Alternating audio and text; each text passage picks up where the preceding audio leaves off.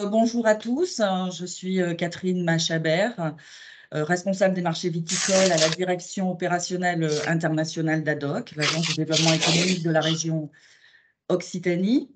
Donc, au nom de la Team France Export Occitanie, je vous souhaite la bienvenue à cette 5e session des rendez-vous Viti Export vins et spiritueux que nous organisons en partenariat avec vos interprofessions viticoles. Information relayée aussi par COP de France, la Fédération des vignerons indépendants issus de vin bio. Les premières consignes habituelles pour le bon déroulé du webinaire. Merci de bien vouloir couper vos micros et vos caméras pour une meilleure diffusion du webinaire. Donc, vous pourrez poser vos questions sur le chat Teams prévu à cet effet. Elles seront relayées aux intervenants. Si nous avons le temps, il faut bien le dire, car le webinaire est assez dense. Et si nous ne pouvions répondre à toutes ces questions, on le ferait de manière individuelle par la suite. Donc, n'hésitez pas. On vous informe que cette séquence est enregistrée et qu'un replay de ce webinaire ainsi que la présentation sera diffusé à tous les participants et à tous les inscrits.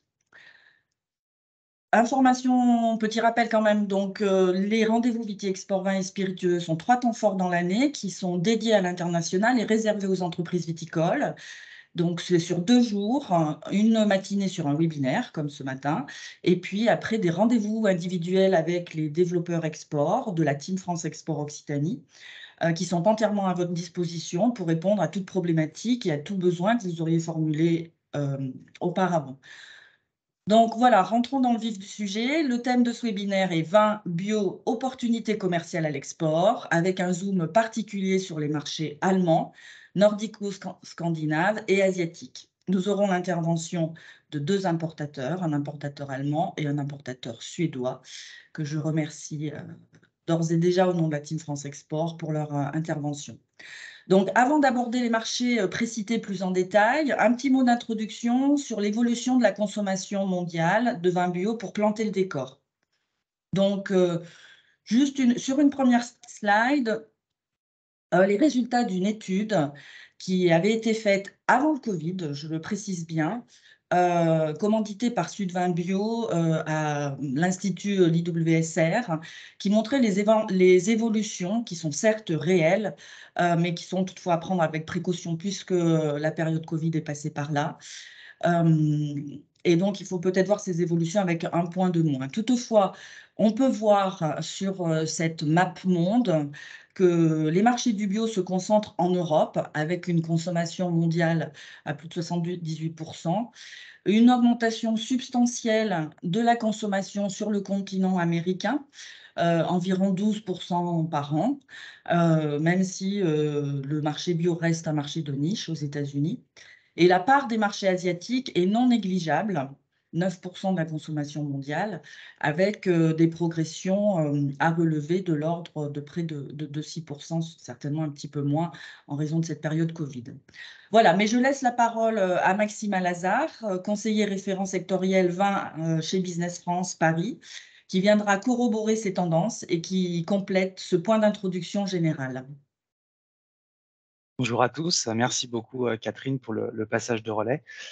Donc si l'on regarde la slide suivante, donc en fait il y a une étude de Statista qui a été faite qui vous montre les projections sur ces 10 dernières années. Donc en 2023, en fait, on est sur un marché mondial du bio qui est estimé à peu près à 976 millions de bouteilles.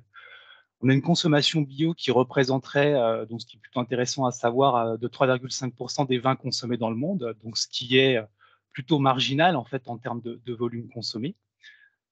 Néanmoins, c'est une catégorie qui est toujours grandissante, avec des belles évolutions sur ces 10 dernières années. Vous avez par exemple donc pour la France plus de 100%, pour l'Allemagne également. Dans le reste du monde, vous avez également des chiffres à plus de 100%.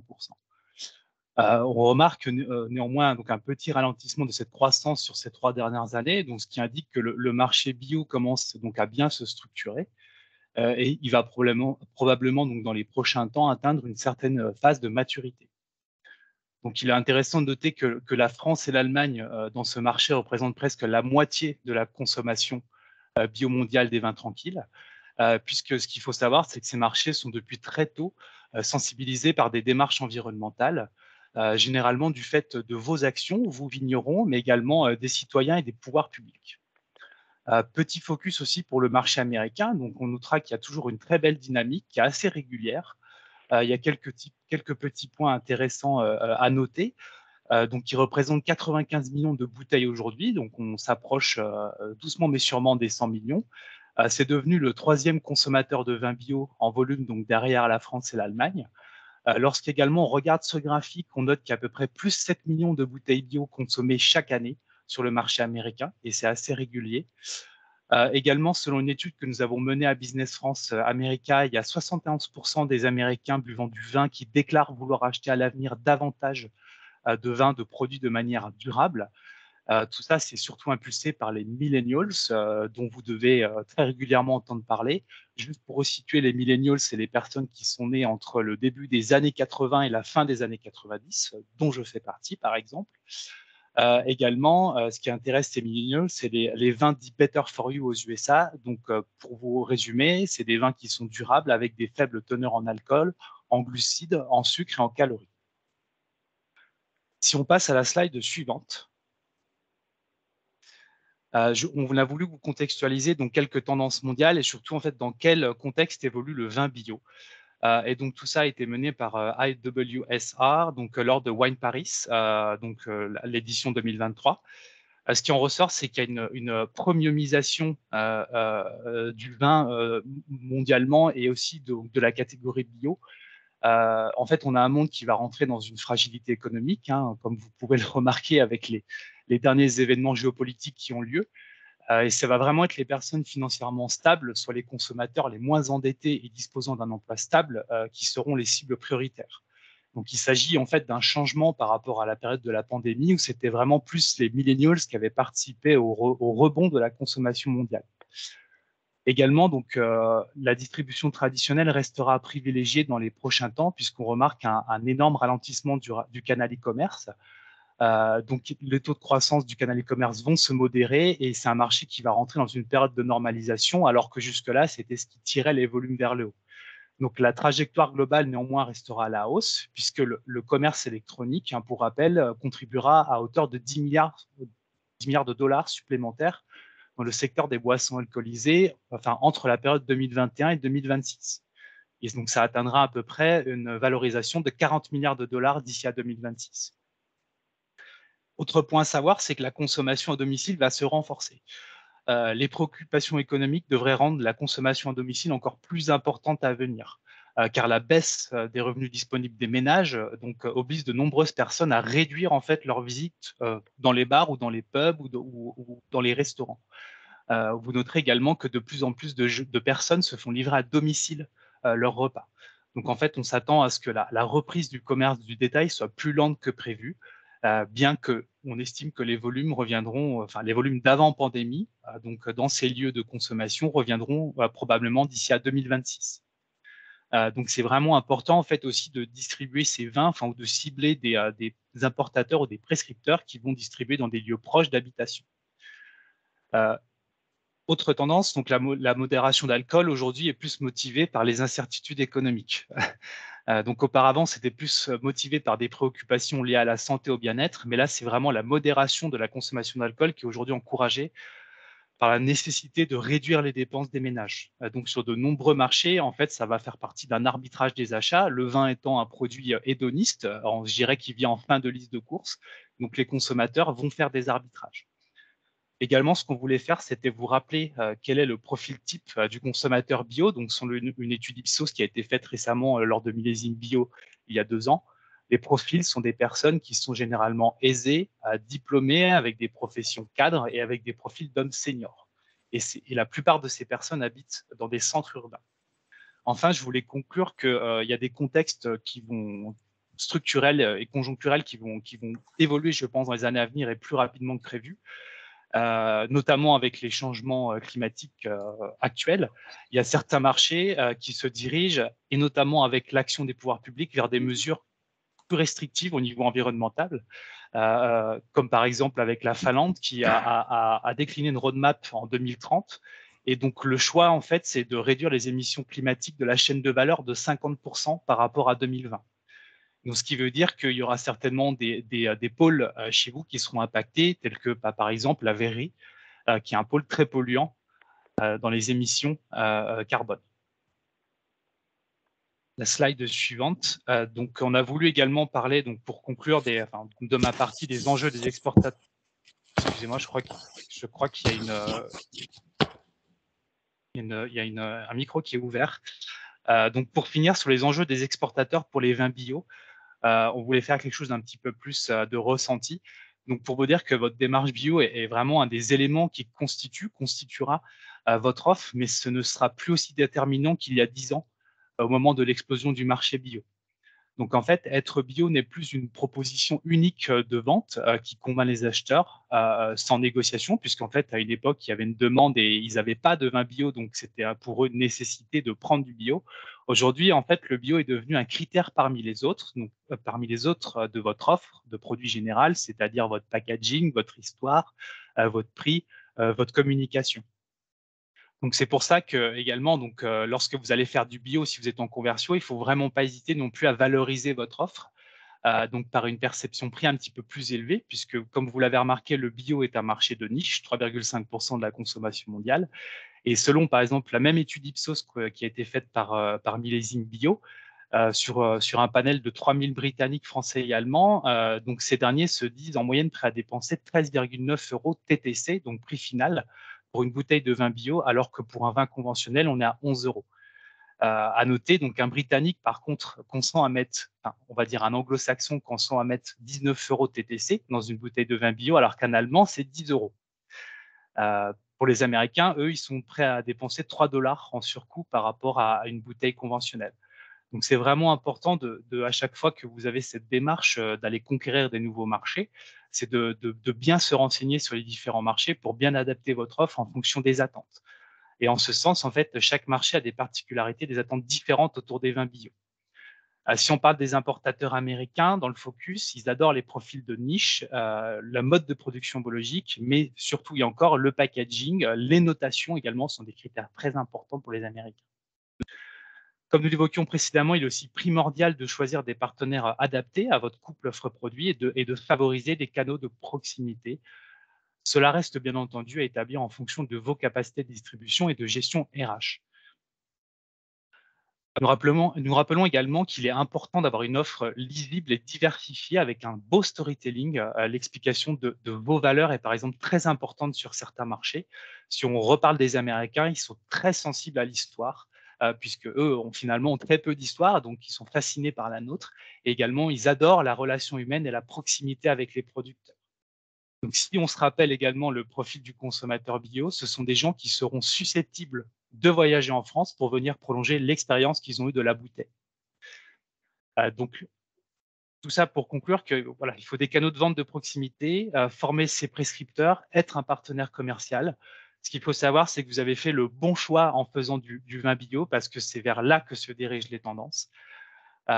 Les clients de vos partenaires commerciaux seront aussi des consommateurs bioconnaisseurs, donc c'est des gens qui seront curieux, désireux d'apprendre, avares d'informations sur vos produits. Donc en fait, en mot de conclusion, ce que je veux vous dire, c'est communiquer, soyez fiers de partager votre travail, votre éthique et vos valeurs. Enfin, il y a un dernier point qui est très important sur le bio, c'est la reconnaissance des labels. Dans le cas de vins certifiés en agriculture biologique, selon la réglementation française, un producteur français qui souhaite, par exemple, que son vin soit reconnu Organic Wines aux États-Unis, vous devez procéder à une certification particulière de son exploitation par l'organisme certificateur qui s'appelle donc l'USDA. Et en fait, c'est une certification qui prouve que vous répondez aux critères d'exigence particuliers concernant la loi bio sur la distribution de vins en certifié bio, donc ce qui fait qu'une reconnaissance d'un label n'est pas forcément évidente d'un pays à l'autre. Et il en est de même pour la Chine aussi, si vous voulez exporter là-bas, qui a des certifications spécifiques. Juste petit mot, si j'ai encore une minute, c'est concernant certaines catégories, également tout ce qui est Terravitis, HVE, c'est des mots qui sont reconnus par les importateurs, mais qui ne sont pas reconnus par les consommateurs. J'en ai fini pour ma partie. Merci à tous. Merci beaucoup Maxime. Bonjour à tous, Stéphanie Egenolf, en charge de la zone Europe au vin chez Haddock. Ravie de vous retrouver ce matin. Et on va tout de suite commencer pour ne pas pénaliser mes confrères qui suivent. Le marché allemand, donc, on commence par quelques généralités, sans vous rappeler évidemment la taille du pays et son envergure économique, hein, dont vous êtes conscient. Je veux vous rappeler simplement deux petits paramètres. C'est un pays fédéral, ça aura forcément un impact sur toute approche éventuelle de ce marché, hein, avec une autonomie totale ou très large des États membres, on peut presque dire, hein, qui sont les Länder. Et l'Allemagne, malgré sa stabilité, est aussi rentrée en inflation et elle subit une crise énergétique très forte en ce moment de par sa dépendance très forte au gaz russe auparavant, hein, avant la guerre. Donc, c'est des actualités qui sont importantes à prendre en compte. Au niveau du marché du vin, réel poids lourd, hein, premier importateur mondial, troisième en valeur, quatrième consommateur, avec une production locale importante aussi, qui est complétée à 55% par les vins importés. En l'occurrence, nos principaux concurrents, c'est plutôt nos voisins et pas le Nouveau Monde sur ce marché-là, l'Italie, l'Espagne. La consommation, l'année dernière, c'est les tout derniers chiffres de la presse professionnelle locale, a reculé fortement l'année dernière. Les importations suivent cette tendance, hein, avec un recul en volume et en valeur. Pour la France également, de toute façon, forcément. Et les importations régionales, malheureusement, suivent la tendance, hein. Vous le voyez sur les graphes en bas de la slide. Donc, avec une perte conséquente, hein, sur l'année dernière en volume et en valeur. Néanmoins, l'Allemagne reste notre premier marché à l'export, hein, avec quand même la moitié des vins français importés qui sont de la région en volume. Très large majorité d'IGP à 94%. On continue tout de suite. Alors, le marché bio, donc quelques généralités là aussi pour poser le décor. C'est un pays précurseur en la matière, hein. C'est vraiment une attitude globale et historique en Allemagne. Dans tous les domaines de la société, dans la vie courante, vous allez retrouver les Allemands en précurseur dans la transition énergétique, dans le tri sélectif et dans l'alimentaire aussi. Donc, c'est un marché très ancien au niveau de la distribution qui s'est développé dans le 19e, hein, déjà, hein, pour les débuts et qui s'est structuré, répandu dans les années 20. Donc, premier consommateur d'Europe, donc pas étonnant. On parle ici tout produit alimentaire bio, hein. Et le second mondial. Ensuite, il est toujours intéressant d'avoir différentes lectures, hein, de ces chiffres. Donc, quand vous regardez par exemple le comparatif avec la France, donc effectivement, en chiffre d'affaires total alimentaire bio, on est devant la France, en l'occurrence, en Allemagne. Mais quand on le ramène à l'habitant, les dépenses sont un peu inférieures, hein. Donc, là, vous avez voilà, cette nuance, hein. Sachez que, par contre, voilà, à peu près tout le monde en Allemagne achète régulièrement du bio, comme vous le voyez, et le gouvernement actuel s'investit en plus beaucoup pour la chose. Le ministre de l'économie est issu des Verts, hein, il est vice-chancelier aussi. Donc, c'est quelque chose qui continue à être très, très soutenu. On continue avec des tendances voilà, qui s'inscrivent dans la même démarche, hein. Pour vous dire quelques actualités et informations supplémentaires qui peuvent nous intéresser dans le vin surtout, hein. C'est un marché qui monte en gamme. Donc ça, c'est intéressant à retenir parce qu'on l'associe souvent au discount et c'est toujours le cas, on va y revenir.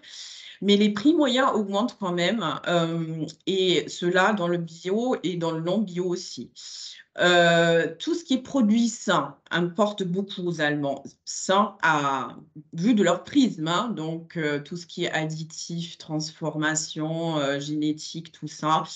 Dans le vin, ça peut nous concerner, par exemple, pour le sans sulfite ou pourquoi pas aussi les vins à réduire d'alcool, hein, donc les tendances qu'on retrouve aussi ailleurs. Dans le thème de la naturalité, on va aussi comprendre les emballages. Je sais que notre convive allemand va en parler.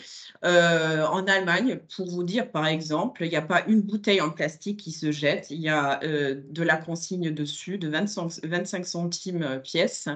Il y a une nouvelle loi sur les emballages depuis l'année dernière qui concerne tous les distributeurs. Donc, on veut vraiment réduire l'impact sur l'environnement. Par exemple, aussi pour vous dire, il y a 6 fois plus de végétariens ou de véganes en Allemagne par rapport à la France. Donc, ça peut aussi nous intéresser dans le vin, hein, en l'occurrence. Par rapport au label. Les labels que vous voyez, donc ça traduit un peu ces préoccupations des Allemands pour toutes ces causes qu'on vient d'énoncer.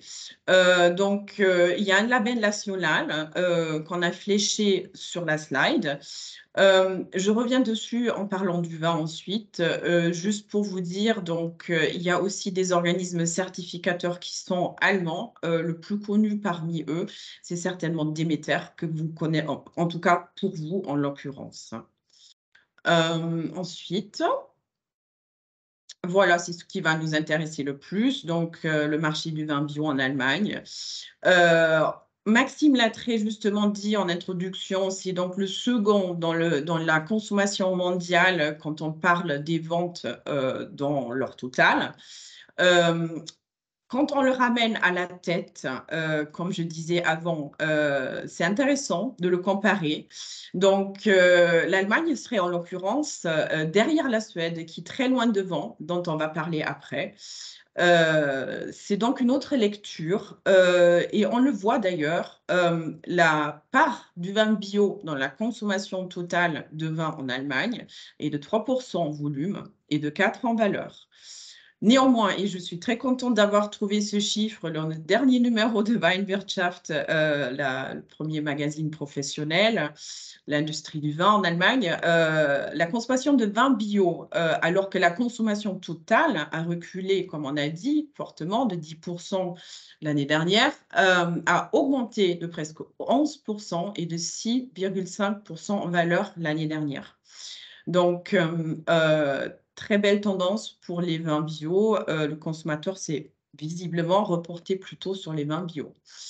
Et aussi, je voulais vous donner quelques résultats d'une étude allemande très intéressante, commanditée par le ministère de l'Agriculture, hein, sur le marché du vin bio. Ils ont fonctionné avec des store checks dans différents circuits de distribution, des interviews des distributeurs et de consommateurs. Donc, on ne va pas répéter ce qu'on a déjà dit, mais gardez bien en tête, pour un référencement produit en Allemagne, le rapport qualité-prix reste primordial. Le chiffre que Maxime a cité tout à l'heure, vous le voyez justement en haut à droite. Donc, comparé à la France et à l'Angleterre, le prix moyen d'un vin bio est inférieur en Allemagne. Et encore là, vous voyez 10 €, ça comprend le circuit traditionnel, hein. Quand on prend la GD, c'est plutôt 5,30 €. Hein. Sachant que la nuance, en Allemagne, il n'y a pas de droit d'assise sur le vin tranquille. Donc, ce serait plutôt comparé au prix moyen français, en l'occurrence, parce que les droits d'assises en Angleterre sont très importants. Quoi d'autre? Donc, les labels dont on vient de parler, visiblement, ils seraient moins importants pour les consommateurs, en tout cas en ce qui concerne le vin. Ce n'est pas le critère, en tout cas, déterminant qui va les inciter à acheter un vin bio. Vous voyez les taux de connaissance, par exemple, à droite. C'est le label allemand qui est très connu, mais le label européen l'est aussi. et les autres labels locaux. Il n'est pas toujours facile pour un vendeur de défendre un vin bio. Le consommateur reste à éduquer.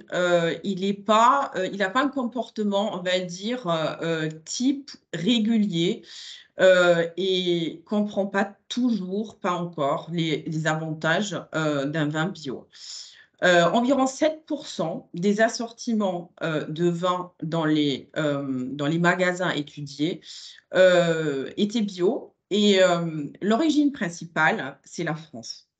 Donc, avec ce constat positif, on continue ensuite.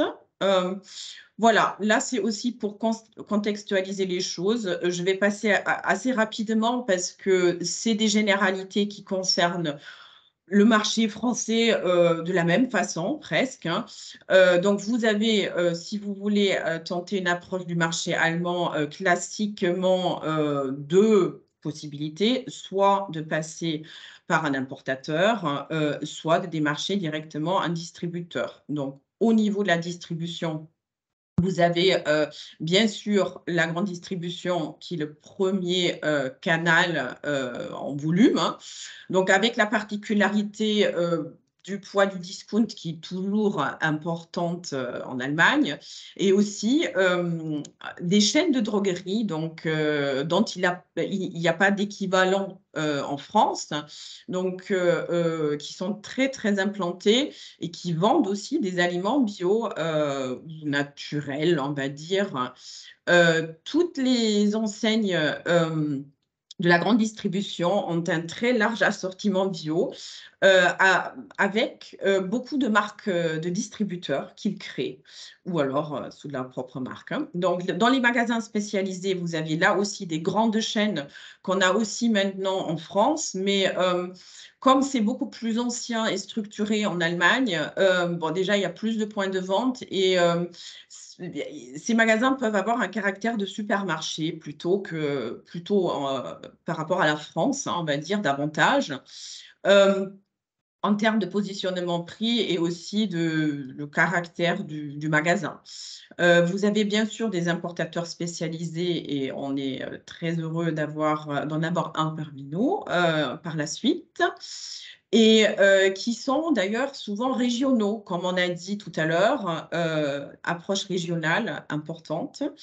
Et le e-commerce est un canal, globalement parlant, qui s'est beaucoup développé en Allemagne pendant le Covid. Ils avaient un train de retard par rapport à ça. Et c'est une tendance qui ne s'est pas arrêtée, qui continue. Donc, pour résumer cette slide, évidemment, vous allez trouver dans tous les commerces qui vendent du vin aussi des vins bio. Ensuite, et c'est déjà ma conclusion, donc on va comparer un petit peu les avantages, enfin les opportunités et menaces côté allemand. Sans répéter ce qui a déjà été dit, donc opportunité qui peut être justement que les vins allemands, dont on a vu quand même l'importance aussi tout à l'heure, hein, qui sont notre premier concurrent, sont moins souvent bio hein, en raison du climat, et moins facile d'en produire sur place. Vous avez vu que dans tous les canaux de distribution, selon votre positionnement produit, il reste encore des opportunités que vous pouvez exploiter.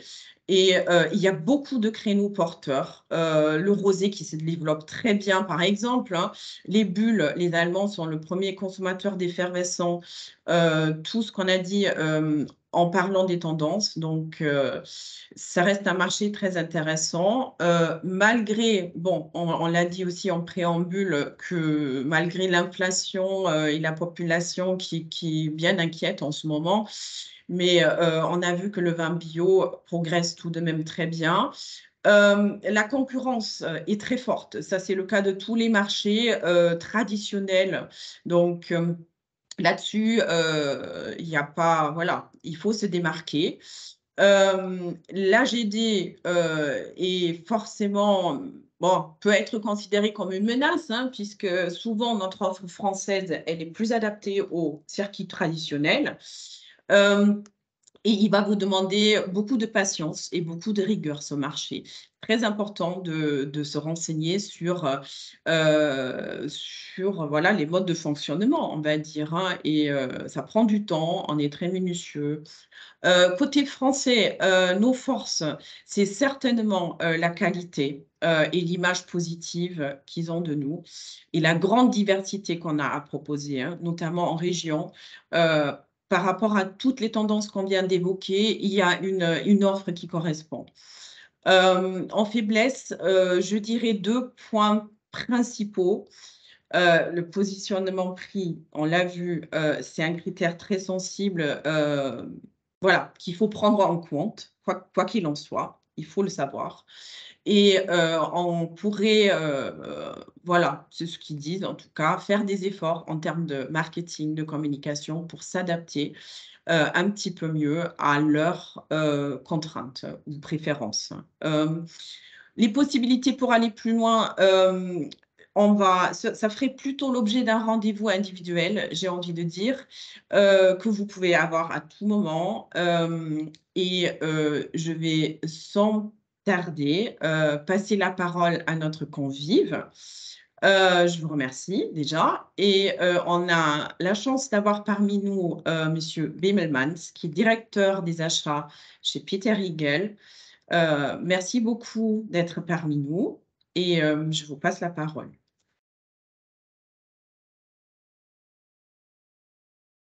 Merci beaucoup, j'espère que tout le monde m'entend. Merci beaucoup pour cet accueil et pour cette possibilité de participer avec vous. Je suis responsable chez Peter Hegel Wine Import, une société qui, parmi vous, d'entre vous, quelques-uns connaîtront, parce que c'est un des pionniers de la bio qui, depuis 37 ans, s'occupe d'importer des vins bio en Allemagne, de les distribuer, entre-temps, sur toute l'Allemagne.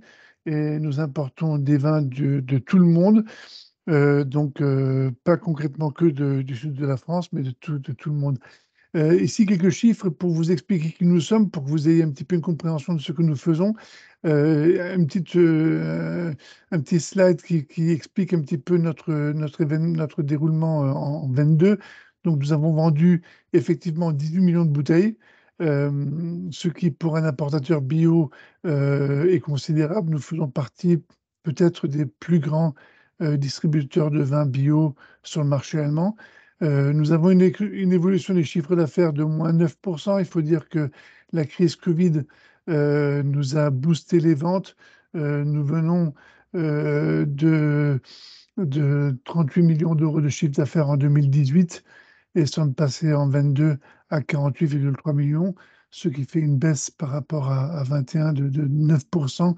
Mais donc, vous allez voir un petit peu que depuis 18, 38, 40, 50, 53 millions, et maintenant ça a un petit peu baissé. La crise économique due à la guerre de la Russie contre l'Ukraine a effectivement beaucoup perturbé l'Allemagne. Il faut dire que l'Allemagne, euh, pendant longtemps, s'est trouvé un point très aisable et très, très bon pour le comportement de tout le monde.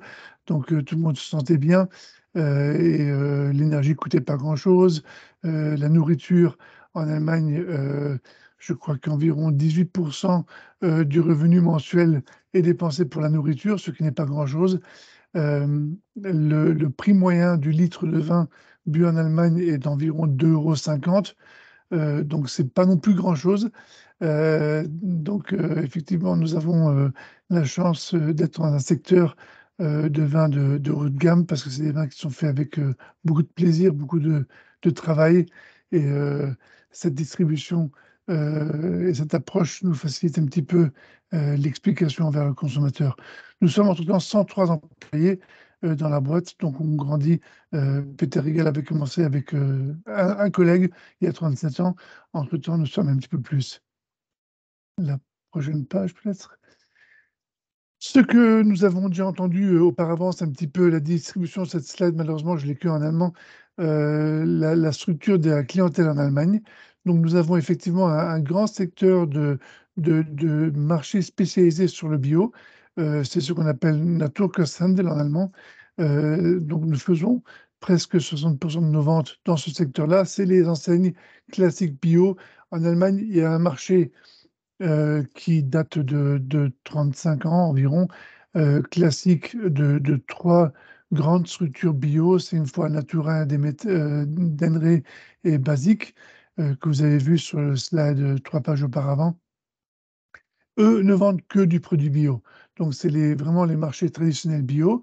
Ensuite, nous avons le LEA, on appelle ça en allemand, c'est les grandes surfaces allemandes et Edeka, Rewe, Tegut, qui vendent aussi du bio et qui ont effectivement remarqué les années précédentes que le secteur bio était en belle croissance, en belle évolution et commençait un petit peu à les embêter.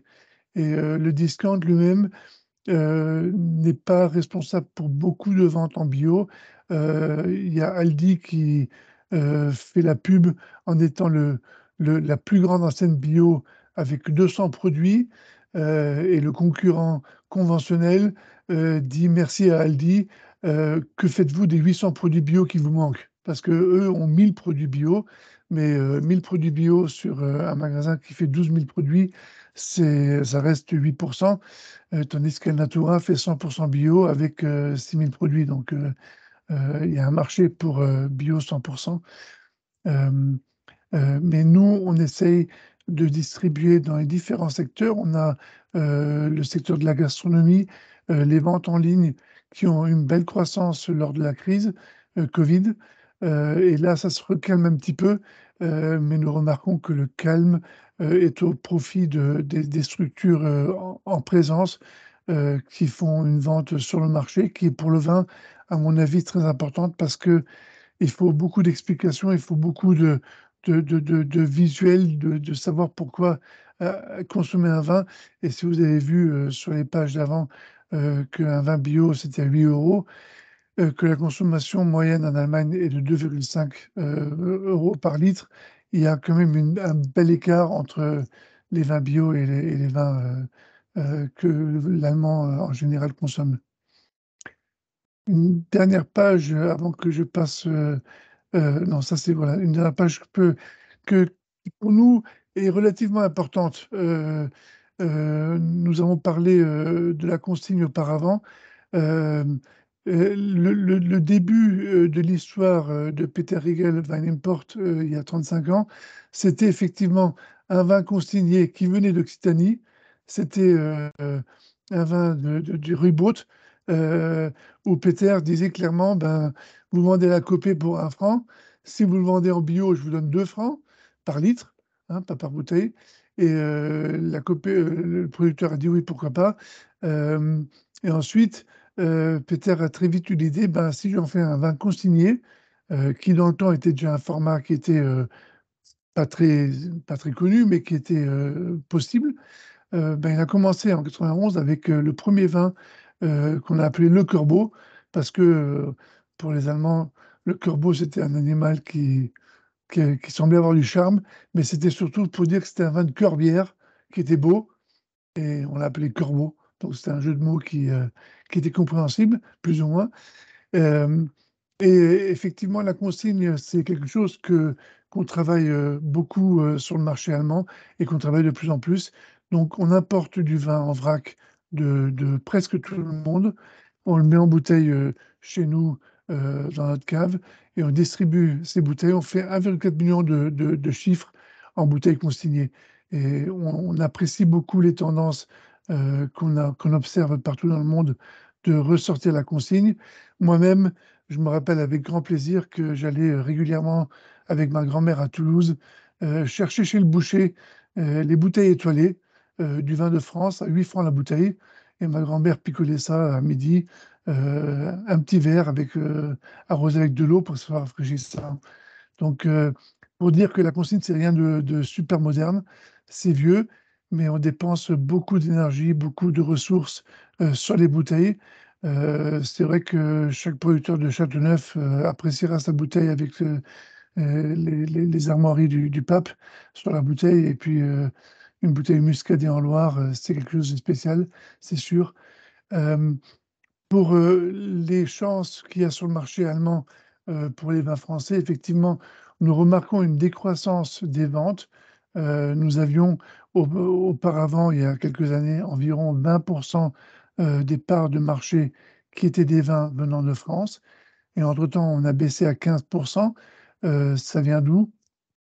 Ça vient d'une croissance d'une demande de vins allemands qui arrivent maintenant à produire des vins bio. Donc ça, c'est une concurrence que l'on remarque. Ça vient aussi très clairement de l'Italie, qui met en bouteille des belles choses. On ne sait pas comment les appeler, mais ça sonne bien, c'est joli, le prix est abordable.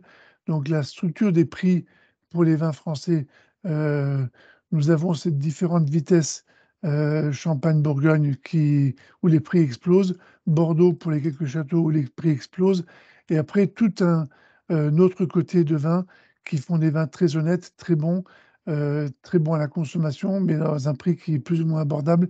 Mais l'image des prix chers, des vins compliqués, c'est quelque chose pour les Allemands qui sont pas toujours très, très amateurs de vin, il faut le dire, euh, se met en image et en tête.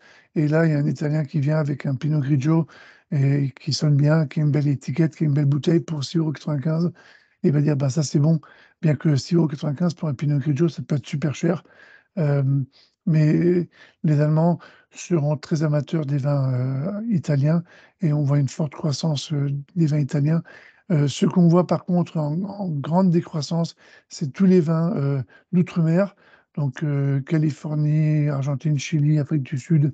Là, il y a carrément ça s'est vraiment cassé la figure parce que le consommateur bio veut acheter régional, veut euh, faire du bien à son entourage et se dit que la banane d'Équateur, c'est bien, et le café du Cameroun, c'est génial, mais le vin d'Afrique du Sud, si on peut boire un bon vin de France ou bien d'Italie ou bien d'Allemagne, c'est mieux de le boire de ce côté-là.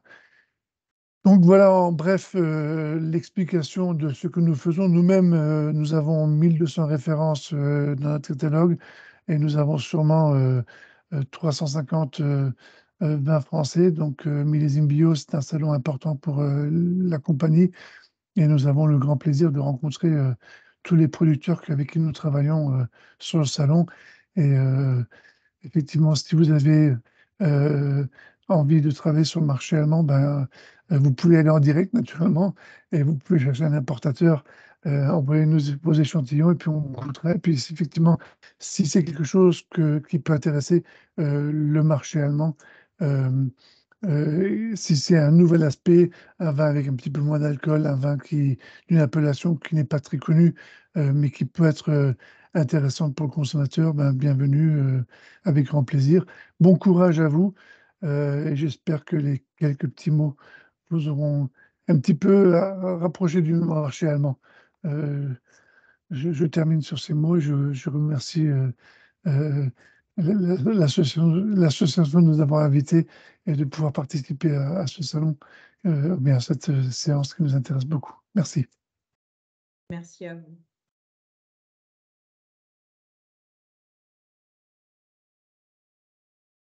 On enchaîne sur les pays nordiques. Je me présente, mon nom est Cécilia Ekfeldt, je suis chargée d'affaires basée à Stockholm, où je suis aussi référente vin pour la zone.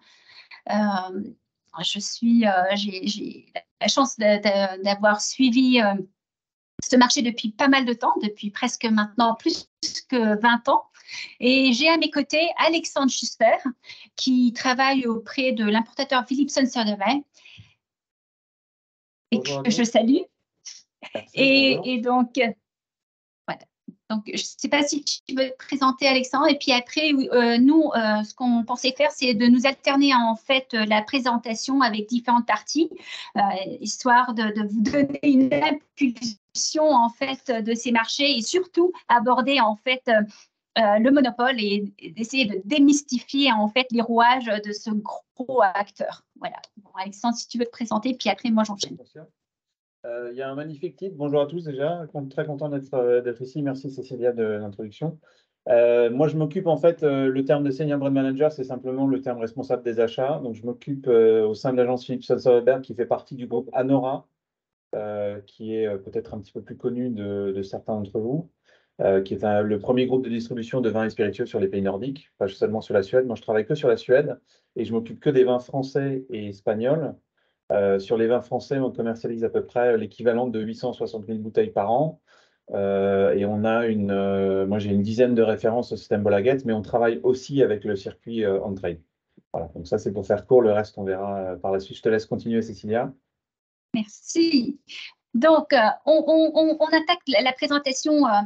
Donc, on voulait en fait vous donner quelques tendances de marché et en fait, ce qui rejoint parfaitement ce qui a été dit aussi bien par Maxime et par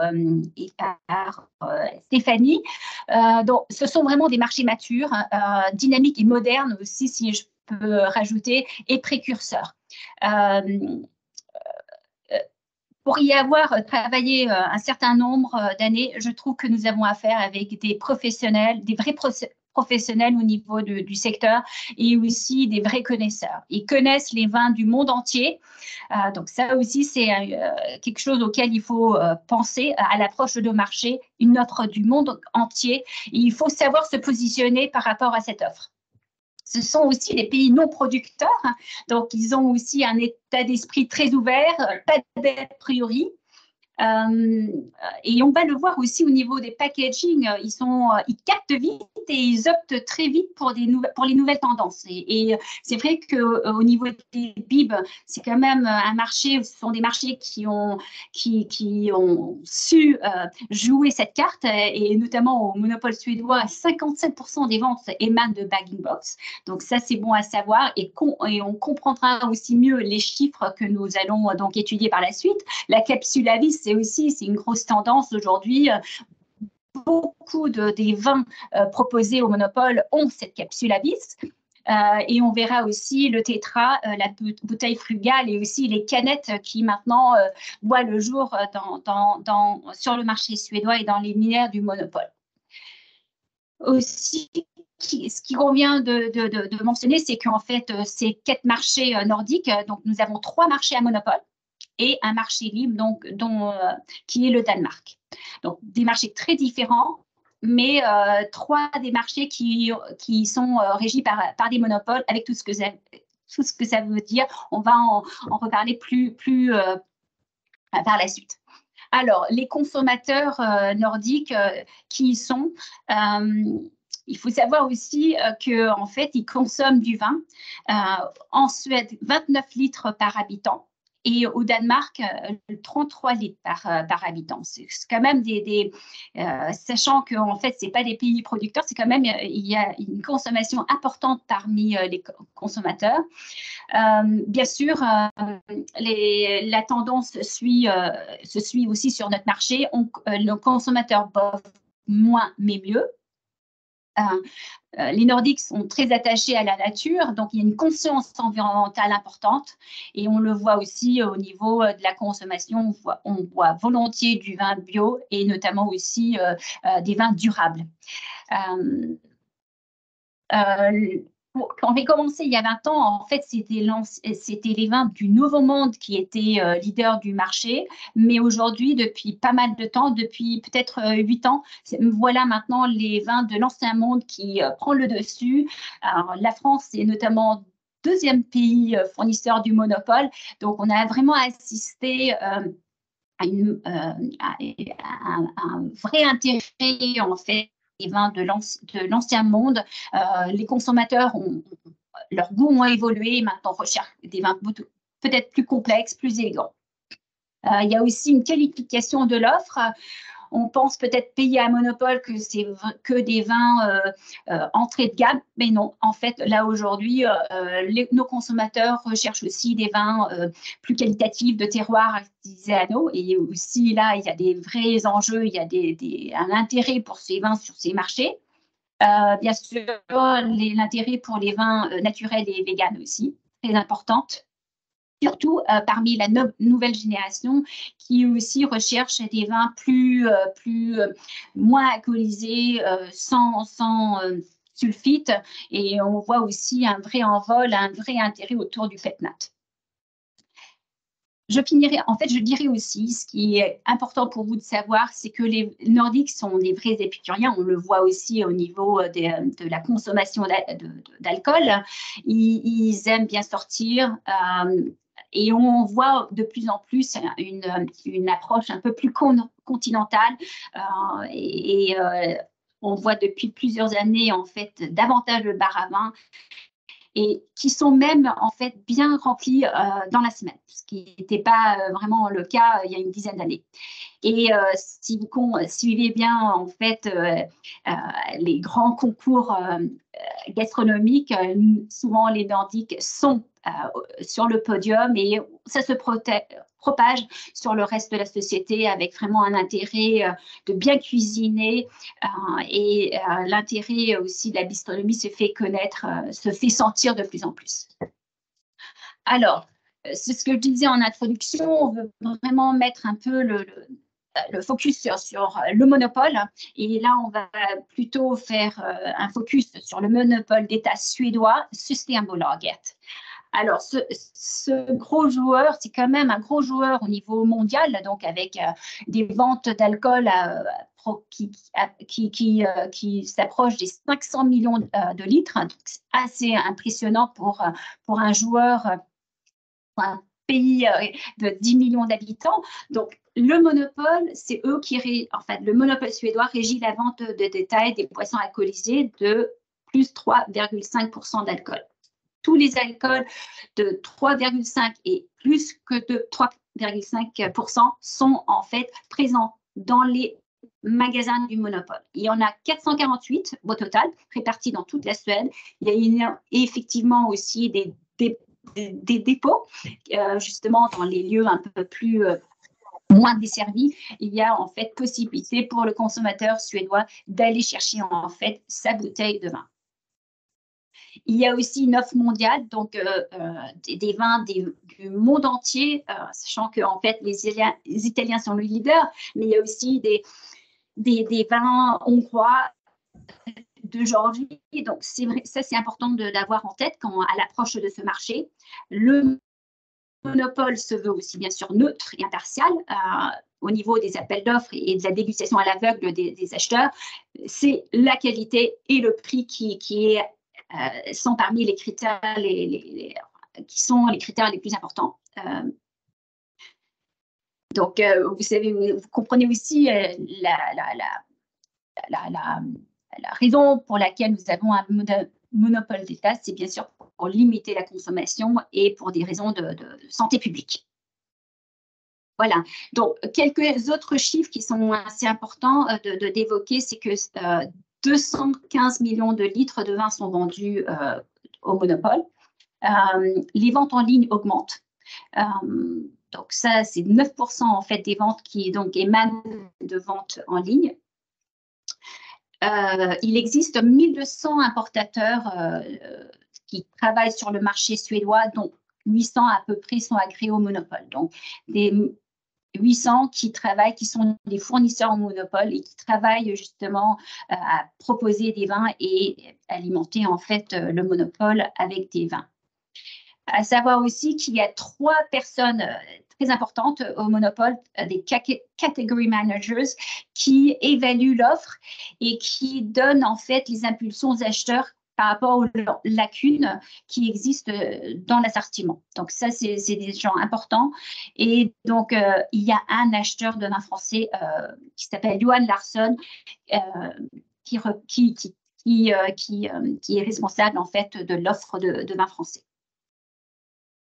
Si on enchaîne au niveau de l'intérêt du bio, pendant longtemps, en fait, le monopole suédois a attaché une importance d'avoir en fait une offre importante de vin bio. Ils se sont fixés autour des années 2015, de l'année 2015, un objectif d'atteinte que 10% des ventes devaient émaner de produits bio. Donc, il les a largement en fait dépassés. En fait, cet objectif a été largement dépassé. Aujourd'hui, 16% en fait des vins référencés sont bio et 26% en fait des ventes de vins émanent de vins bio. Donc, c'est assez intéressant d'étudier en fait ces chiffres, hein, ça montre en fait l'importance des vins bio, notamment au monopole. Mais voilà, on assiste à un changement de cap, justement, où les vins bio étaient importants. Maintenant, le monopole a aussi donc lancé leur propre label durable. Et donc, à l'heure actuelle, 10% en fait des articles proposés au monopole ont donc ce label choix durable. Et je pense que ce n'est que les débuts. Voilà, donc je laisse Alexandre parler davantage de ce label, ce qu'il comporte, pour mieux comprendre en fait la stratégie derrière. Alors, juste un petit commentaire rapide sur les 16, 26 et 10. Ce qui est intéressant de savoir et de comprendre par rapport au système Bolaget, c'est qu'on a aussi, comme ce n'est pas un marché libre, c'est aussi le monopole qui détermine d'une certaine manière la demande aussi. Donc, il y a effectivement eu un gros effort pour pousser ces vins bio. Donc, c'est pour ça que c'est que, entre guillemets, 16% des références, mais 26% des ventes, parce que c'est ceux qui se retrouvent en rayon. Et c'est ceux qui sont vendus le plus. Donc, c'est aussi ceux qui sont un peu plus mis en avant par le système Bolaget, notamment avec le label durable, donc sur le slide suivant, qui a été créé effectivement le 1er mars 2022 et qui en fait englobe notamment le bio, mais d'autres éléments aussi. Le système Bolaget c'est fixé en fait dans sa mission de durabilité 4 critères. Et ils ont créé ce label pour mettre certains des vins qui l'ont déjà en avant et de pousser sur les appels d'offres sur ce type de vin. Donc, ça ne représente que 10% de la gamme pour l'instant, mais c'est quelque chose qui pousse beaucoup, notamment par l'intermédiaire des appels d'offres. Donc, les 4 critères sur ce label durable qu'ils ont créé, il y en a 2 qui sont plus faciles, il y en a 2 qui sont moins faciles. Donc, la responsabilité sociétale, c'est tout ce qui est CSA, en fait, tout ce qui va être simplement de ne pas employer des enfants dans les vignes, de pas, voilà, des choses a priori, ça devrait être faisable. La traçabilité du produit, c'est pareil. Ça s'applique plus en fait en général sur des. Je crois que Cécile l'a dit avant, le bag-in-box, c'est à peu près 57% des ventes. Quand ça vient de 50 coopératives, quand c'est notamment du Nouveau Monde, il faut qu'il y ait une traçabilité. Donc là, c'est un peu plus complexe. Je pense que pour vous, a priori, il y a moins de problèmes de traçabilité. Donc c'est simplement d'avoir une chaîne de valeur clair et déterminé. Donc ça, ce sont les 2 faciles. Les 2 moins faciles, il y a effectivement le côté environnemental, ça c'est plutôt le côté vin.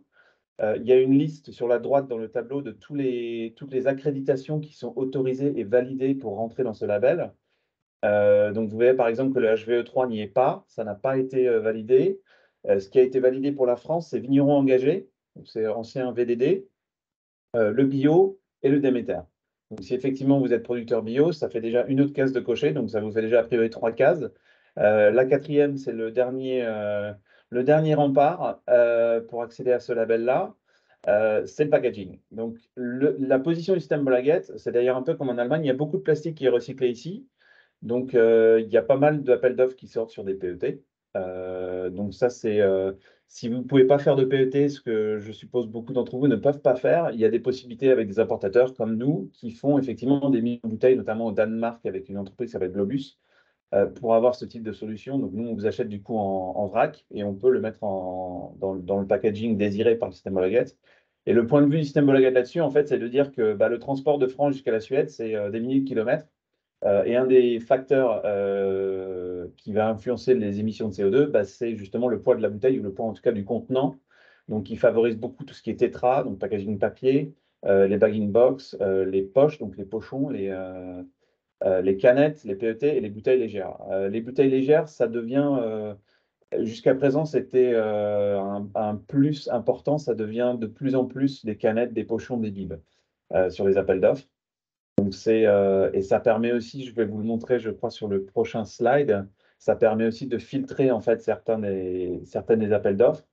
Alors ce slide, on pourrait y passer 2 heures, mais je ne vais pas le faire parce qu'on n'a pas le temps. Mais si vous avez effectivement des velléités de développement sur la Suède, je vous encourage fortement à me contacter. Je crois que j'ai une présentation d'à peu près 10 slides pour expliquer chaque chose, donc on a condensé au maximum. Mais ce qui est important, c'est que ce que je dis vis-à-vis du label durable, c'est que ça devient de plus en plus quelque chose qu'ils incluent dans les appels d'offres.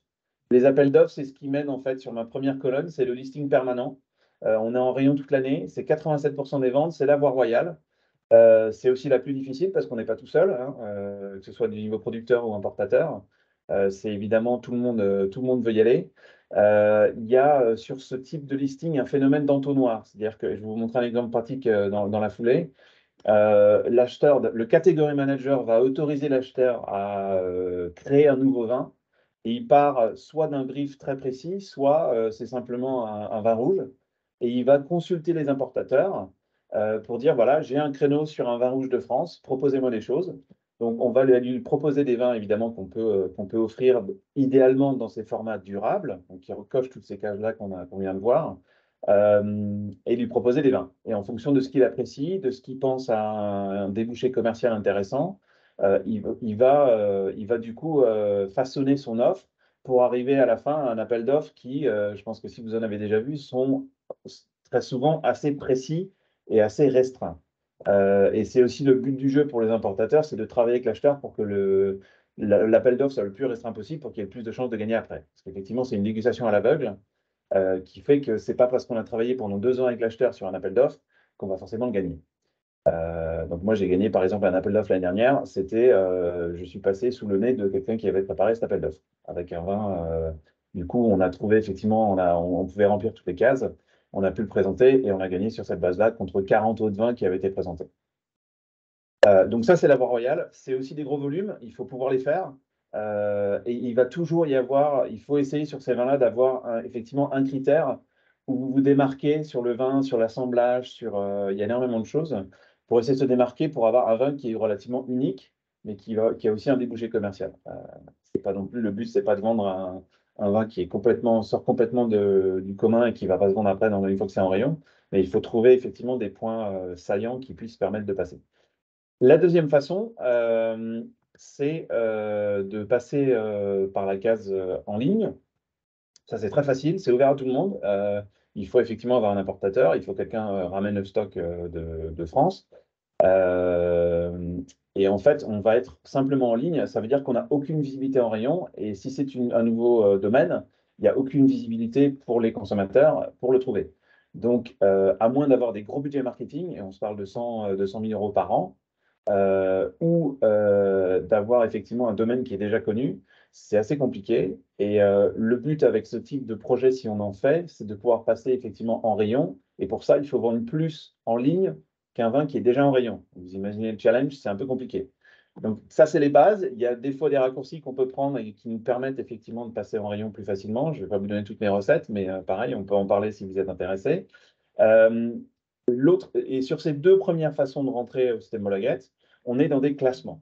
C'est ce que je disais notamment avec la deuxième option, il faut vendre plus. Il y a des classements par segment de prix et de couleur qui font que si on a un vin rouge à 109 couronnes, on est dans le segment 100 à 119 couronnes. On est mélangé avec tous les vins du monde. Et les 10 premiers vont être dans tous les magasins, les 15 d'après vont être dans la moitié des magasins, etc. Et après viennent ceux qui sont en général seulement en ligne. Et donc il y a une petite bataille en bas pour essayer de monter, d'avoir 5 magasins, 10 magasins, etc. et d'avoir un cercle vertueux qui se met en place. Et ça, c'est basé sur des classements. Et ça, je le conseille en général à des producteurs, déjà un, qui ont des volumes, et deux, qui ont des possibilités d'avoir des budgets marketing. Parce que sinon, c'est effectivement compliqué, à moins d'effectivement gagner un appel d'offres. L'autre façon de rentrer, qui est peut-être moins connue, et c'est celle-là où moi j'ai eu pas mal de succès sur les derniers mois, ce sont des listings temporaires. Donc on est en magasin seulement pendant 6 semaines. C'est plutôt sur des vins qualitatifs, ou plus qualitatifs, en tout cas c'est moins basé sur les volumes. Ça va vraiment être des vins d'amateurs ou des vins classiques, d'appellation classique, et qui vont se vendre sa part moi, je le fais partir à 600, mais l'acheteur peut de temps en temps acheter moins. Ça peut partir à 360 bouteilles pour commencer. Il achète un lot qui va se retrouver en rayon. Le plus vite ça se vend, puisque les quantités sont fixes, le plus vite ça se vend, le plus de chances on a de pouvoir revenir avec le prochain millésime et de refaire le même listing temporaire. Donc ça passera jamais en listing permanent, mais ça peut rester en listing temporaire et ça peut croître en volume au point de devenir un appel d'offres. Et du coup, ça devient le TSV, où effectivement, ça va être une demande formelle qui va être publique pour dire voilà, tel champagne ou tel. En ce moment, il y a du Côte-du-Rhône Village, par exemple. Ça monte jusqu'à 6600 bouteilles. Et c'est sur une base de prix, en général, ça commence en général à 15 euros départ, pardon, pas 15 euros départ cave, 15 euros prix consommateur, donc c'est à peu près à partir de 5 euros départ cave. Et ça monte après, évidemment, de manière non proportionnelle au volume. Donc voilà les options. Comme dit, c'est très court, donc je vais aller vite. Voilà, donc 2 cas pratiques. Le premier, c'est ce phénomène d'entonnoir dont je parlais avant. Donc il y a effectivement un appel d'offres en cours qui est en train de se construire sur le Languedoc. Donc ça, c'est une capture d'écran du 6 mars. Ça a évolué, ça évolue toutes les 2 semaines en fonction des propositions. Donc ça a un petit peu évolué, mais la structure est là. Et ça va devenir au final, alors c'est 2 appels d'offres différents, hein, je vous rassure. Donc celui qui est 404,19 est effectivement en cours live. Donc si vous avez des vins qui rentrent dans ces créneaux-là, je crois que c'est sur 15 000 litres, ça a été mis à jour sur les volumes. Du coup, on lui fait une proposition, il va prendre en compte ou pas, en fonction de la direction qu'il prend. C'est pas complètement transparent, mais on a une possibilité au moins de construire avec lui. Et ça devient au final, j'ai pris un autre exemple qui est aussi en cours, qui est sur un Malbec, pas du tout de la région malheureusement, Coteau-Tolosan pardon, et Côte-du-Lot. Où effectivement, on a tous les détails de l'appel d'offres, et ça, c'est vraiment standard. La seule chose que vous avez, c'est que j'ai mis des couleurs sur les points saillants qu'il faut absolument respecter, et j'ai rajouté le prix ex-works que nous, on demande en tant qu'agence importateur. Donc ça, c'est assez standard. C'est juste pour vous montrer en fait que les critères de démarrage sont de temps en temps un peu flous, et ça devient très précis à la fin. Et le but, pour moi, c'est de travailler avec des producteurs pour que ce soit précis, mais dans le sens qui nous convient, évidemment. Voilà pour les cas pratiques. Pareil, si vous avez des questions, je pense que je peux y répondre ensuite. Dis-moi aussi, Cécile, quand tu veux reprendre la main, j'ai plus tous les slides en tête, mais sur le CHR et le bio, pour faire court, le bio, c'est bien, c'est un plus, mais c'est pas un requis. Pour rentrer là, on repasse dans le circuit Horeca, donc dans la restauration, qui est un marché complètement libre. Il n'y a pas du tout de monopole, d'appel d'offres, etc. Il y a de temps en temps des appels d'offres quand c'est vraiment des grands volumes, avec les grosses chaînes. Mais effectivement, sur le circuit Horeca, ça représente 10-12% du marché et c'est complètement ouvert. Sur ce circuit-là, c'est comme dit bien être bio. Le format qui est vraiment bien, c'est notamment sur les vins qui vont être vendus au verre, qui sont en général en bas de gamme ou en tout cas entrée de gamme. C'est bien d'avoir effectivement le screw cap, donc le capsule à vis. Le bio, c'est un plus, mais c'est pas un must. Et pareil sur le packaging, c'est pas un must non plus. Ce qui est assez important, ce qui est peut-être pas sur ce slide-là à noter, c'est que les étiquettes sont assez importantes en fait sur le on-trade. Ça se vend évidemment pas que sur ça, la qualité doit évidemment être là aussi, mais il y a effectivement un côté étiquette, que ce soit vraiment adapté au circuit CHR, qui est assez important. Si on peut passer au prochain slide du coup. Je crois que du coup c'est pour toi, Cécile. Merci, Alexandre. Voilà, donc on voulait quand même aussi vous parler des exportations et à quel point en fait le marché suédois, c'est un marché important pour l'Occitanie. C'est donc le 10e marché à l'export pour les vins d'Occitanie, aussi bien côté volume que valeur. Qu'est-ce que disent en fait les exportations par bassin? Donc en fait, bien sûr, une majorité de vins du Languedoc-Roussillon, 91%, et les 9 suivants en fait émanent du sud-ouest, pardon. Et au niveau des appellations, donc en fait, vous voyez très bien en fait l'importance en fait des IGP sur ce marché contre en fait 10% d'AOP. Et en fait, si on veut comprendre pourquoi, c'est vrai que c'est un marché de bag box, hein, donc 55-57% des ventes émanent de bag box. Et effectivement, en fait, sur plusieurs bagging box français, bien sûr, ils viennent en fait, ce sont des IGP notamment en fait de votre région. Donc voilà, donc ce qui explique l'importance en fait du marché suédois et notamment par rapport aux vins d'Occitanie. L'Occitanie représente 27% en fait des exportations totaux par rapport aux ventes totales de vins français vers ce marché. Donc quand même, vous avez une part importante en fait des exportations vers ce pays. Et pour justement parler volume, vous voyez, c'est 82 000 hectolitres qui sont vendus, qui sont exportés vers la Suède. Et en valeur, ce qui aussi correspond à cette qualification en fait de l'offre, 25. Et là, on voit aussi que au niveau valeur, qu'on augmente un peu plus par rapport au volume. Voilà. Donc après, je laisse continuer, Alexandre. Oui, bien sûr. Donc, si vous êtes producteur de vin bio, la Suède est un marché compliqué qui en vaut quand même la peine. Moi, ça m'a pris 3 ans pour comprendre un peu comment ça marche. Maintenant, ça m'a permis aussi de récupérer quelques listings temporaires ou permanents pour passer, en fait, de faire tous les cas de figure dont on a parlé avant, les 4 cas de figure. Donc, ça vaut le coup. On ne travaille pas que avec, je ne vous ai pas trop parlé de l'agence, mais ce n'est pas le but aujourd'hui, mais on ne travaille pas que avec des gros producteurs. On travaille aussi bien en Alsace avec Gustave Lorenz, qui fait beaucoup de volume, aussi bien qu'avec Bernard Moreau dans la Bourgogne, qui est à 7 hectares. Donc, c'est vraiment des tailles très différentes et il y a de la place pour tout le monde. Il y a beaucoup de mythes, comme dit, qu'on a essayé de déconstruire aujourd'hui très rapidement sur la Suède. Mais vous avez l'avantage effectivement d'être de la première région en France pour le système Molaget. Les vins bio sont effectivement très importants sur le système Molaget. Ce qu'il faut, c'est effectivement trouver des points d'accroche qui vous permettent de rentrer, donc soit sur des listings temporaires, et là, il n'y a pas d'appel d'offres, ça peut se faire toute l'année, soit sur des appels d'offres qui, effectivement, là, on parle de celui que je vous ai montré, c'est pour, je crois que c'est pour mars 2024. C'est sur du beaucoup plus long terme. Et ça demande effectivement un peu plus d'investissement, au moins en temps, et potentiellement pour bloquer aussi des volumes en fonction de vos disponibilités. On a aussi mis le top 10 des appellations. Pareil, si vous avez, comme dit, des velléités de développement sur la Suède, nous n'avons pas de partenaire. On travaille pour l'instant avec Asso Vigneron et Katie Jones, dans Roussillon. Donc, si vous avez des velléités de développement, c'est une grande porte ouverte que je vous adresse. Et j'aurai, j'espère, l'occasion de vous développer un petit peu plus sur comment approcher le marché. Mais c'est effectivement un beau marché, c'est des vins de qualité et c'est effectivement après, voilà, je laisse Cécile finir, mais voilà, très, très beau marché pour travailler. Oui, je pense que tu as bien, en fait, merci d'avoir lancé en fait la dernière partie. Et c'est vrai que je le dis toujours, il est vraiment bon de faire des affaires dans les pays nordiques et notamment en Suède. On a affaire avec des gens hyper professionnels.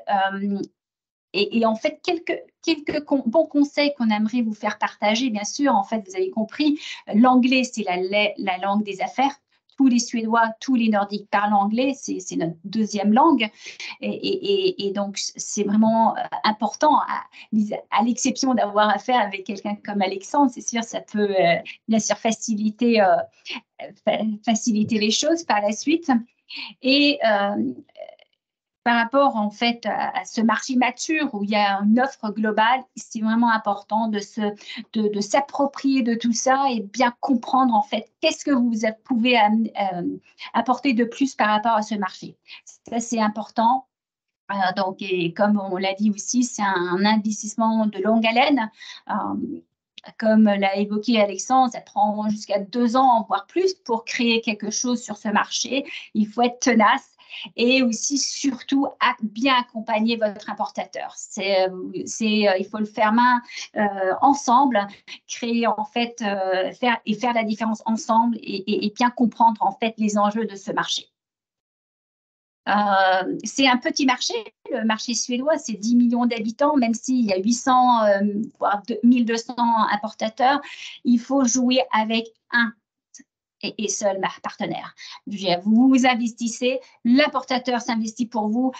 Ça doit revenir. Les efforts en fait doivent être faits ensemble avec un et seul partenaire pour que ce soit rentable aussi, bien sûr, pour les parties concernées.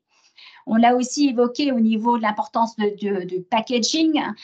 Les Suédois, les vins ou les boissons alcoolisées sont vendus dans les magasins du monopole. Il y a pas de promotion. Donc, c'est important en fait que le packaging parle pour le produit. Donc, et vous connaissez très bien les Nordiques qui sont très sensibles à tout ce qui est décoration et puis tout ce qui est minimaliste, même s'il y a aussi des exceptions à ce sujet. Donc souvent, en fait, les packaging qu'il y a dans les linéaires du Monopole sont assez épurés et modernes.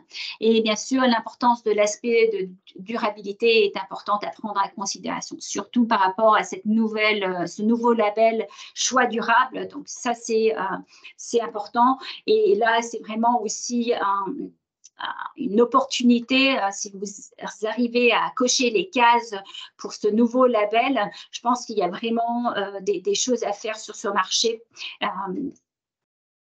Voilà, je pense que le Monopole va augmenter son offre. Ils en sont qu'à leur début et on peut s'attendre à davantage de références avec ce label. Et aussi, on n'a pas parlé trop de la promotion. C'est important aussi de saisir en fait les opportunités qu'il y a à communiquer. Les réseaux sociaux sont importants, de jouer avec les bons influenceurs. Je sais que l'entreprise d'Alexandre Philipsen Söderberg travaille beaucoup sur ce réseau. C'est important. Les Suédois, les Nordiques sont très connectés et suivent de près en fait les réseaux sociaux. Donc ça, c'est aussi une façon de se faire connaître, de travailler et de communiquer sur les réseaux sociaux. Voilà, c'est ce que je voulais vous faire partager aujourd'hui. Je le redis, il est vraiment bon de faire des affaires sur ce pays et il s'agit en fait maintenant de tirer avantage des règles du jeu et bien sûr bien se préparer. Merci.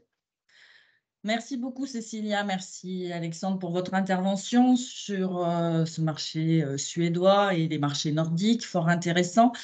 Donc, nous avons pris un petit peu de retard, donc je pense que nous allons voler très, très vite de l'autre côté du globe. Et je vais, sans transition, très vite entamer le zoom sur les marchés asiatiques. Donc là, on est totalement, ce sont des marchés totalement différents des marchés matures qui viennent de vous être présentés, notamment l'Allemagne et la Suède. Donc, une petite overview quand même des caractéristiques de la consommation de vin en Asie, puisqu'on n'est pas du tout sur nos codes occidentaux. Donc, la culture du vin est différente de celle de chez nous, en Europe ou aux États-Unis. C'est quand même un produit de consommation récente, un peu moins au Japon, mais ça reste un produit de consommation récente. Il faut savoir que le vin est vu comme meilleur pour la santé que d'autres boissons alcoolisées. Et ça c'est un sujet important car comme il est déjà vu comme un produit dit naturel, bon pour la santé, le consommateur, effectivement, ne va pas forcément vers la notion de bio directement. Le bio et le vin étant déjà considéré presque comme un élément naturel. Le vin en Asie est un signe de distinction sociale. C'est quand même principalement les catégories de population aisée qui consomment du vin. C'est une consommation qui se fait hors foyer, mais depuis le Covid, un phénomène qu'on appelle un petit peu le cocooning des jeunes générations fait que depuis le Covid, il y a une hausse de la consommation à domicile et du coup une hausse aussi de la distribution on-trade. Off-trade, pardon. En Asie, on boit majoritairement du vin rouge, même s'il y a un développement de la consommation du vin blanc et de vin effervescent. Vin rouge, je ne vais pas raconter l'histoire du French Paradox à nouveau, effectivement, où le vin est considéré, et c'est lié, meilleur pour la santé avec la présence de phénomènes dans le vin. Et à savoir qu'il y a des pics de consommation lors des fêtes qui jalonnent l'année, notamment lors des Nouvel An chinois, la fête de la tête, la fête de la lune, ça dépend des pays, mais en tout cas des pics de consommation. Donc là aussi, les achats sont se font tout au long de l'année, avec pas forcément un pic en début d'année. On peut aussi vendre en fin d'année, puisque toutes les fêtes jalonnent toute l'année. La consommation est principalement dans des grandes villes côtières, dans des grandes villes et des grandes mégalopoles, presque dans tous les pays d'Asie. Et enfin, un critère qui est commun à tous les pays d'Asie, c'est la consommation du vin qui est globalement en croissance, donc de fortes opportunités. Mais il y a des différences, puisque c'est le sujet d'évolution de marchés très diverses, du marché du vin bio selon les pays asiatiques. Donc, je vais aborder 3 principaux pays, puis après un focus très, très global sur les 3 autres, en partant de la maturité des marchés du vin bio, donc du plus mature, si l'on peut dire, sachant qu'on a très peu de chiffres qui sont communiqués sur les vins bio, très peu de chiffres en Asie. Donc, au Japon. Donc, le Japon, c'est un marché du vin qui est accessible, qui est très structuré. C'est un marché traditionnel avec une grande école de sommellerie. Il est balisé, il est mature. C'est le marché le plus mature d'Asie. Et c'est sur ce marché que le marché du vin bio, même s'il reste marginal, il est bien réel. Donc, il existe bien. Donc, sans qu'il y ait vraiment d'études de grande envergure, en se basant sur une enquête du magazine Once, qui est un magazine spécialisé de la presse spécialisée vin, l'estimation de la part du vin biologique dans la totalité des vins importés était en 2020 de 4%. Et cette part augmenterait à moins de 10 ans à 10%, ce qui est quand même une forte progression qui devrait avoir lieu. De grandes entreprises comme Mercian, Suntory, de grandes entreprises et qui importent du vin, commercialisent déjà des vins bio. Et les raisons qu'ils invoquent notamment pour commercialiser ces vins, c'est 2 principales raisons. D'abord, le nombre de producteurs bio augmente et le nombre de producteurs qui vont sur les marchés, et ils sont réceptifs à cette venue de nouveaux producteurs. Et puis, parmi leurs fournisseurs existants, parce que les Japonais sont des importateurs très fidèles, parmi leurs fournisseurs existants, beaucoup, ou enfin un certain nombre se sont convertis en bio. Et la deuxième raison principale, c'est que le vin bio se révèle, les vins de qualité qui les intéressent se révèlent être des vins bio, donc c'est plutôt des bonnes nouvelles pour le marché bio. Le Japon en Occitanie, pour les vins d'Occitanie, c'est le 9e marché export, aussi bien en valeur qu'en volume. Donc ça depuis quelques années. Ça consiste 3% des exportations de la région totale vendues. Le Japon consiste à 3% des exportations totales de la région en volume et 3% également en valeur, une petite baisse en valeur. Un focus rapide sur ces exportations de vins régionaux à AOC-IGP. Juste à retenir, donc, la part des AOP est de 10% sur les volumes exportés de nos vins régionaux. L'Occitanie représente tout de même 18% en volume des vins exportés au Japon. Donc, le marché s'est plutôt assez maintenu pendant la crise, malgré bien sûr la chute de 2020, mais une reprise en 2021 en volume.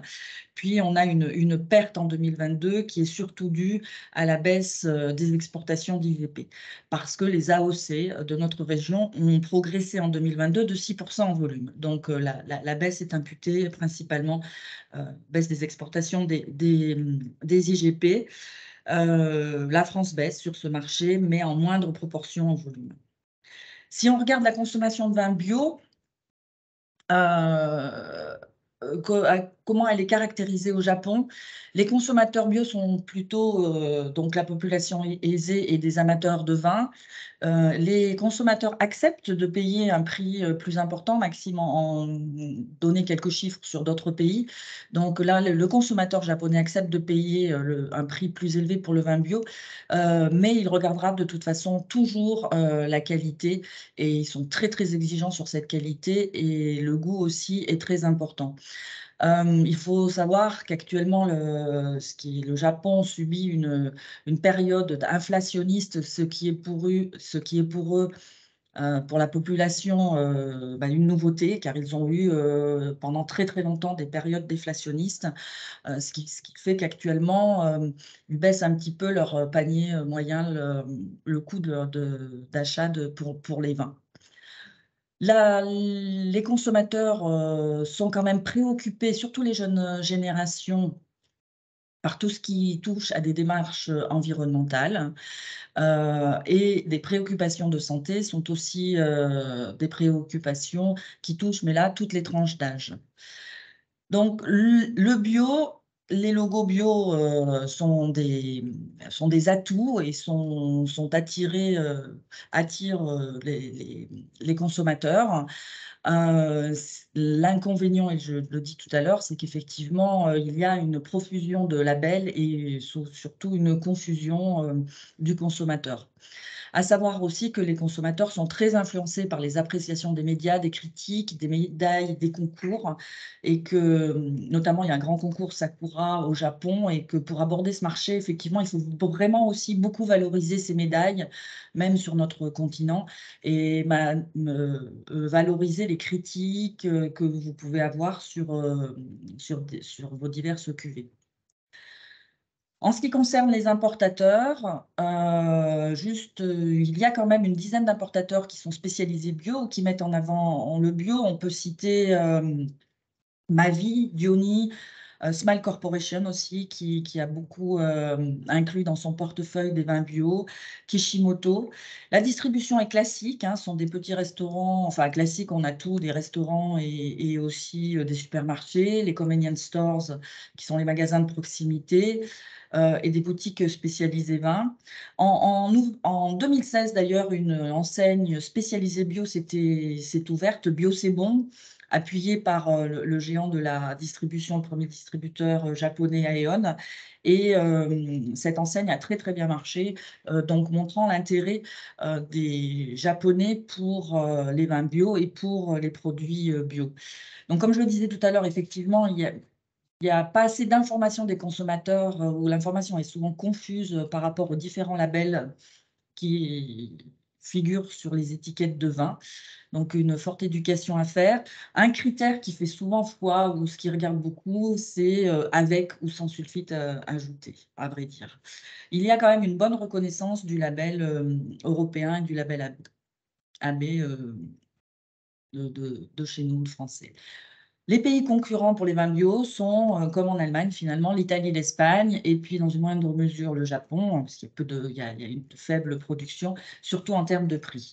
Juste un petit mot sur un accord de libre-échange qui est entré en vigueur en 2019, qui supprime la plupart des barrières tarifaires et non tarifaires, qui rend nos vins, alors bien sûr tous les vins européens, puisque ça se négocie au niveau de l'Union européenne, mais plus compétitif sur le marché, et qui nous a bien aidé dès son entrée en vigueur. Un petit mot sur un focus réglementaire que je ferai pour tous les marchés. Donc, depuis le 1er octobre 2022, toutes les boissons alcoolisées qui sont bio, ils ont été intégrés dans le standard de la Japanese Agriculture Standard, qui dispose d'un logo spécial qui s'appelle JAS Organique, et il est possible de mentionner ce logo sur les vins biologiques, et y compris sur les vins importés. Donc, il y a bien une reconnaissance de nos logos bio, et une réciprocité.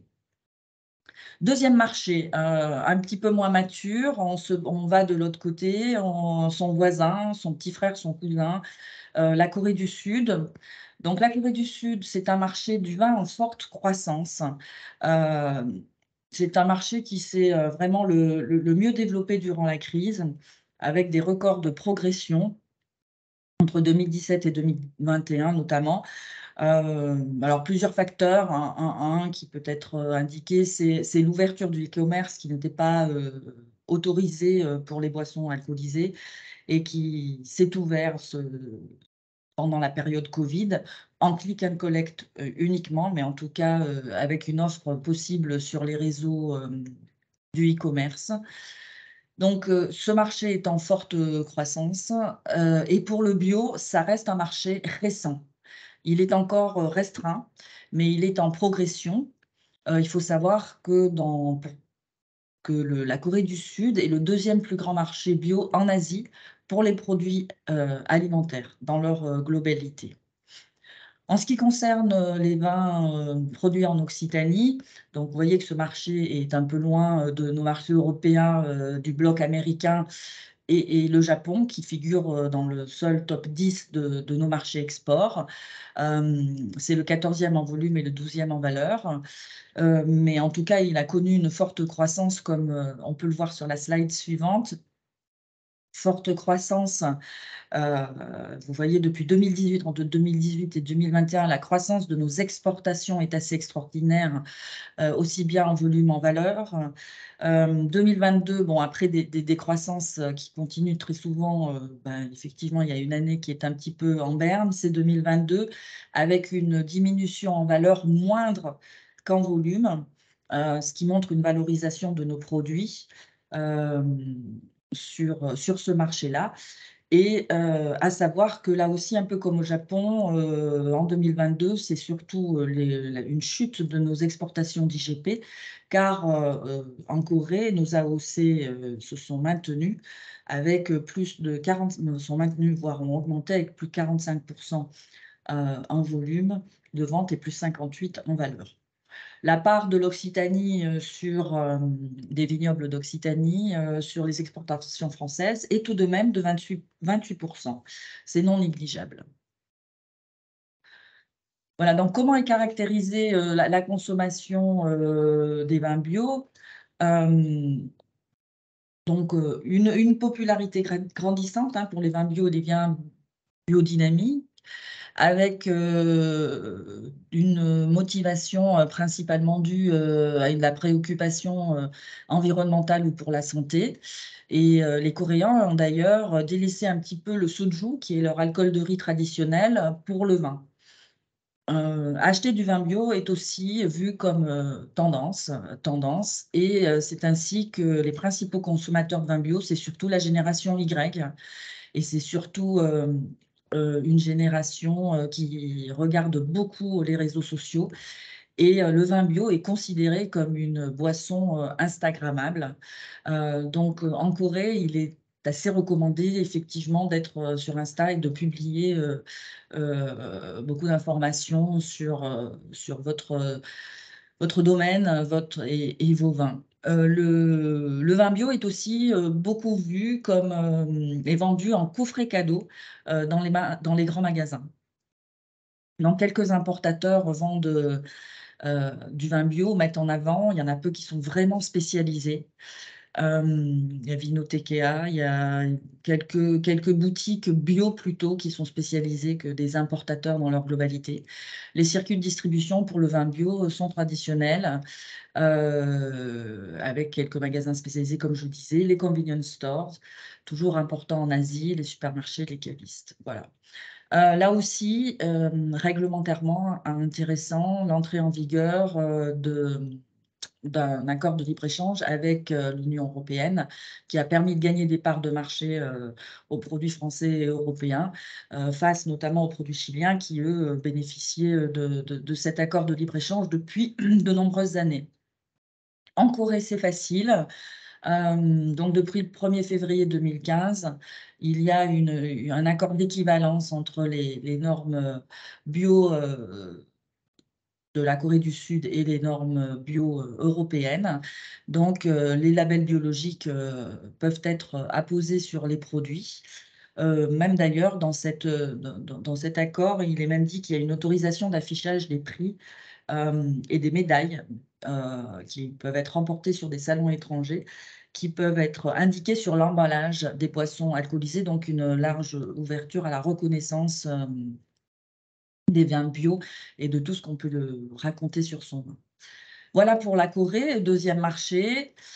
Je vais avoir du mal à rattraper le temps perdu, le temps, mais j'accélère encore. Troisième marché, le marché de Taïwan. Donc, une île qui est un marché du vin là, très, très dynamique et en pleine santé. Le marché du vin n'a pas souffert de la crise, contrairement aux spiritueux qui a été très touché par la fermeture des bars en 2021 et 2022. Donc, il y a une hausse progressive et continue du marché du vin depuis 10 ans. Le vin est même devenu la seconde boisson alcoolisée consommée en valeur, attention, parce qu'en volume, ça reste la bière. ce après le whisky. Et donc, effectivement, en valeur, a dépassé la bière. En ce qui concerne le marché bio, il se développe peu à peu. Il est toutefois contraint par la réglementation, comme je vais l'expliquer. Les demandes de produits bio sont en croissance en règle générale, mais il est vrai plutôt au niveau agroalimentaire, les fruits et légumes par exemple, et un peu moins pour le vin encore.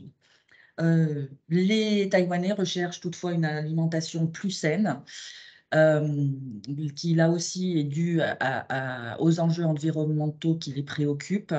Mais le marché bio se développe petit à petit. Pour les vins d'Occitanie, 21e marché, donc on est loin, ce n'est pas un marché qui consomme beaucoup, hein, on l'a vu, 0,9 litres, je ne rentre pas dans tous les détails des chiffres qui sont inscrits sur les slides.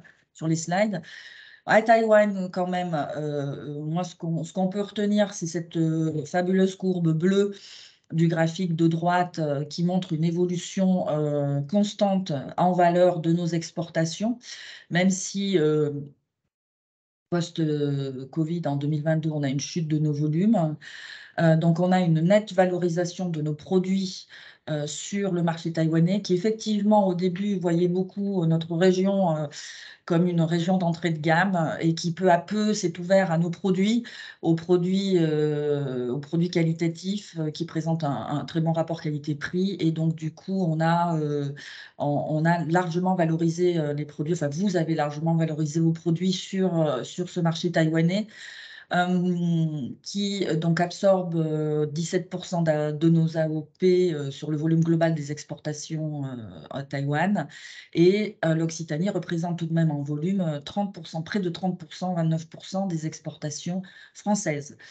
Donc les Taïwanais sont très intéressés et se sont largement ouverts, les importateurs, à nos appellations ou à nos IGP.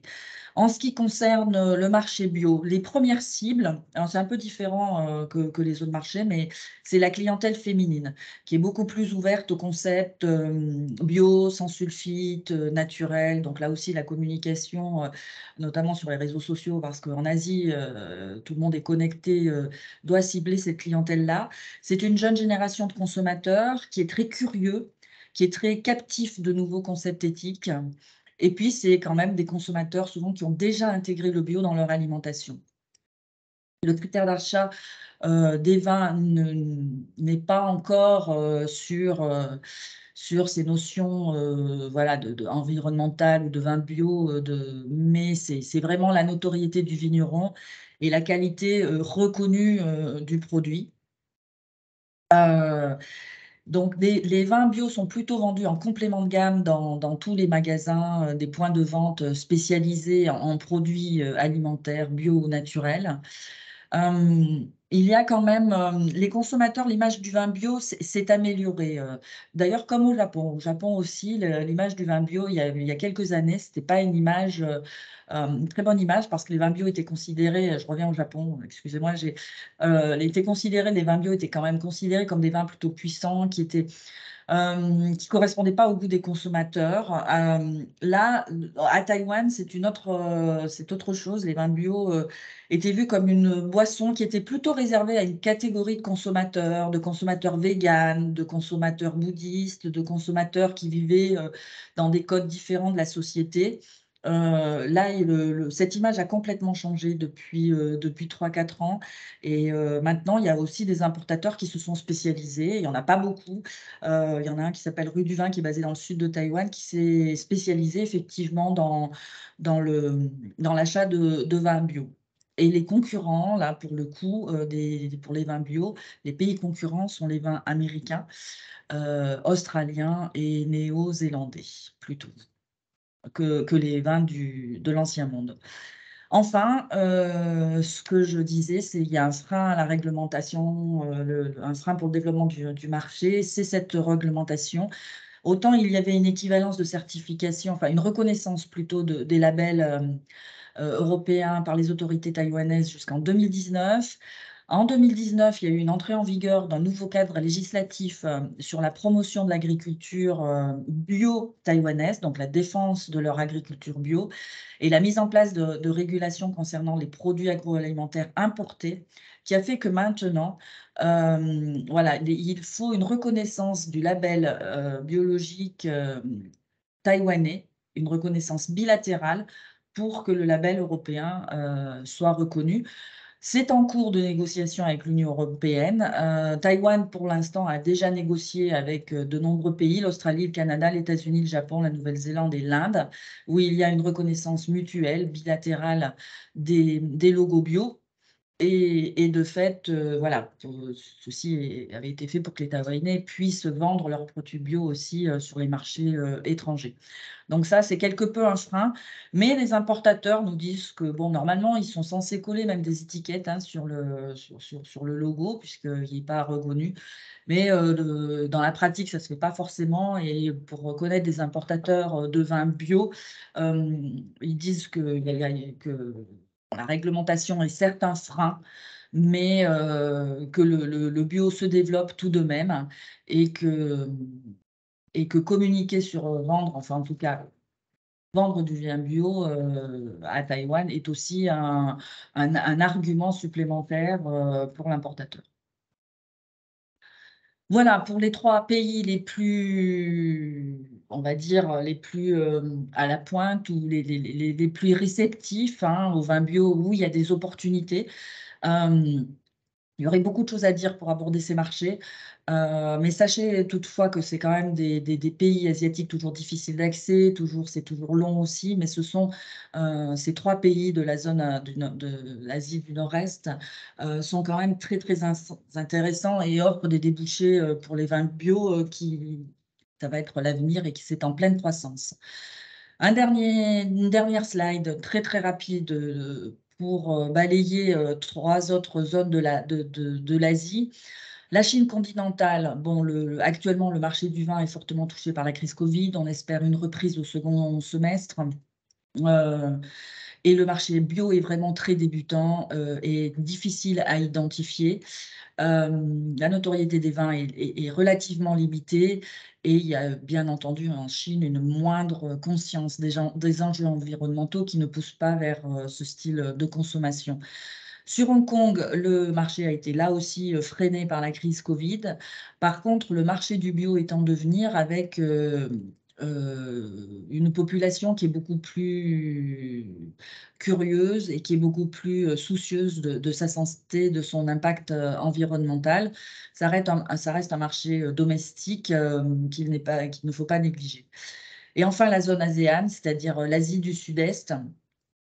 Donc, on est encore dans des marchés de vin émergents. Le seul marché mature, c'est Singapour, qui est aussi un marché de réexportation vers des pays comme le Vietnam, Thaïlande, Indonésie, Philippines, Malaisie.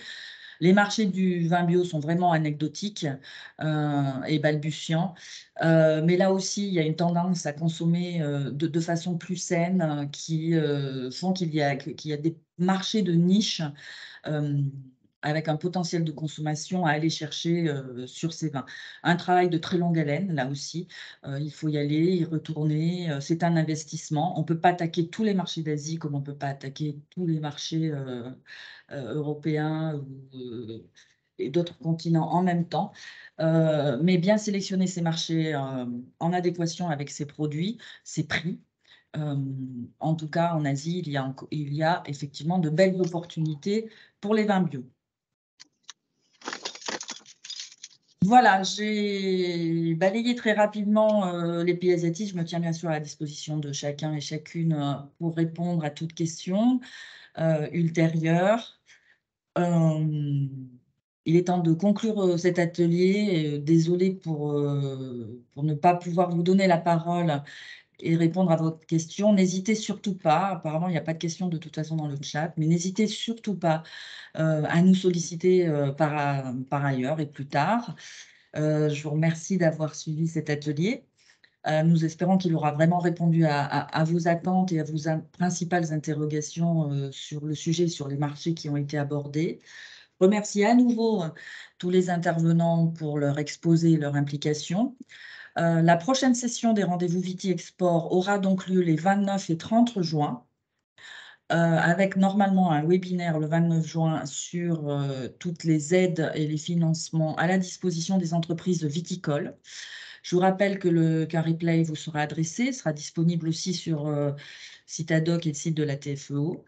Et puis, outre ces temps forts que sont les rendez-vous Viti Export Vin et Spiritueux, vous savez que toute l'équipe de la TFEO est à votre disposition pour des entretiens tout au long de l'année. Voilà, le webinaire se termine avec de manière un peu accélérée. Je vous souhaite une belle fin de journée et puis à très bientôt au téléphone, sur les marchés, sur les salons, sur les missions et on vous accueillera avec plaisir. À très bientôt.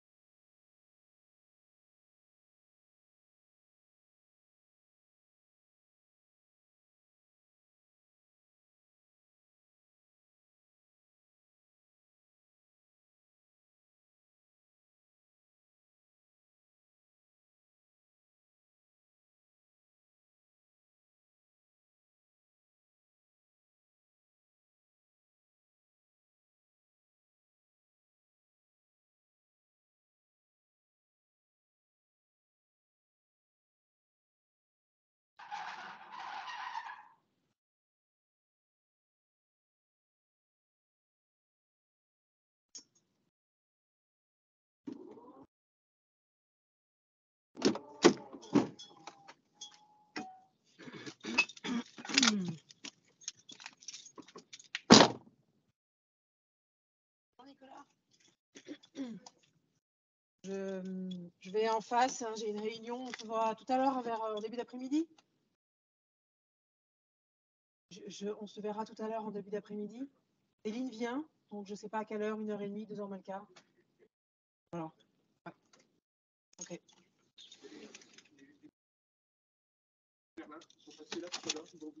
Ah. Ah bon? Je me suis permis de le repasser. Ah ouais, ouais. Pour prendre une commande. Je voulais vous rencontrer. Ils m'ont dit bon, rendez-vous. Ouais, bah oui. Je peux l'accueillir si vous voulez le faire. À quelle heure ils reviennent, vous leur avez dit? Ils vont vous appeler. Là, ils sont sur Nîmes. Je me suis permis de leur donner votre portable.